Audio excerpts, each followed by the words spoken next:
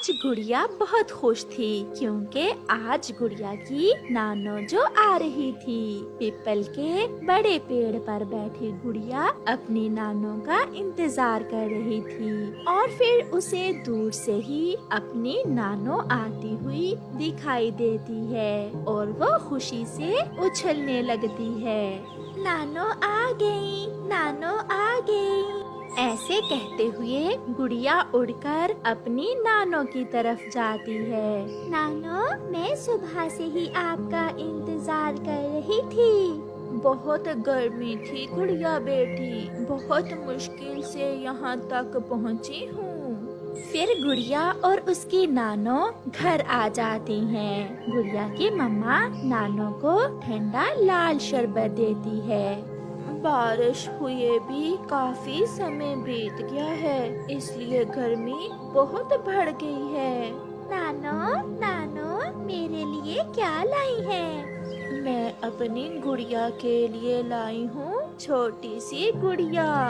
ये कहते हुए गुड़िया की नानो अपने थैले से गुड़िया को एक गुड़िया निकाल कर देती है, जिसे देखकर गुड़िया बहुत खुश होती है। माँ, सब पड़ोसी ठीक थे क्या? हाँ बेटी, सब ठीक थे। तुम तो आई नहीं मुझसे मिलने, सोचा मैं ही मिल आती हूँ। फिर वो सब ऐसे बातें करते हैं। फिर शाम को गुड़िया की मम्मा नानो को खाना देती है। मम्मा, मैं भी खाना नानो के साथ ही खाऊंगी।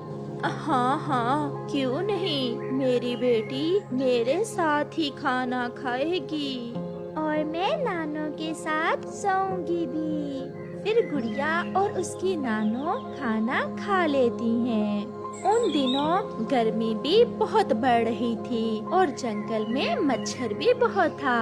पहले तो वो सब बैठकर बातें करते रहते हैं, मगर जब गुड़िया की मम्मा सोने के समय अपना पंखा चलाती है तो वो खराब था। एक धुआं सा निकलता है और थोड़ा सा चलने के बाद पंखा बंद हो जाता है। ये क्या हुआ गुड़िया बेटी, इस पंखे को भी आज ही खराब होना था। मम्मा, पंखे की तार जल गई है। उधर मच्छर भी नानो के गिर्द गिर्द था। लगता था मच्छर तो आज गुड़िया की नानो को उठाकर ही ले जाएगा। रानो बेटी, यहाँ तो मच्छर बहुत है, मैं बहुत थकी हुई हूँ, कैसे नींद आएगी? आप चिंता न करें माँ, मेरी पड़ोसन कव्वी के घर में एसी लगा हुआ है। आज की रात हम सब वहाँ चले जाते हैं।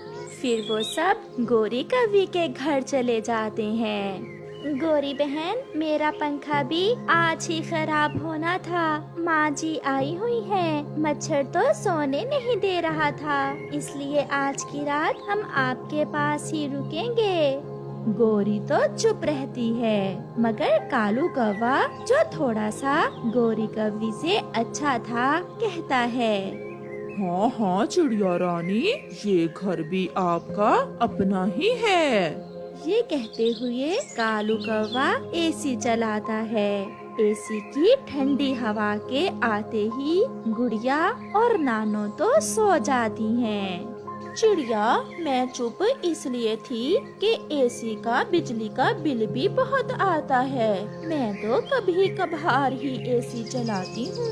कोई बात नहीं गोरी बहन, इस बार जब बिजली का बिल आएगा तो मैं उसमें से कुछ पैसे दे दूंगी। ये सुनकर गोरी कव्वी बहुत खुश होती है। रात गुजर जाती है और फिर गुड़िया की नानो भी वापस चली जाती है। गुड़िया और उसकी मम्मा अपने घर में बैठी हुई थी।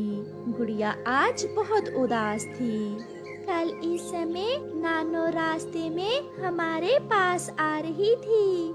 मुझे पता है बेटी, आप बहुत उदास हो, चिंता ना करो, जब गर्मियों की छुट्टियां होंगी तो मैं आपको ले जाऊंगी नानो के पास। ये सुनकर गुड़िया खुश हो जाती है। ऐसे ही कुछ दिन गुजर जाते हैं। अब तो गोरी हर रोज ही एसी चलाकर सोती थी।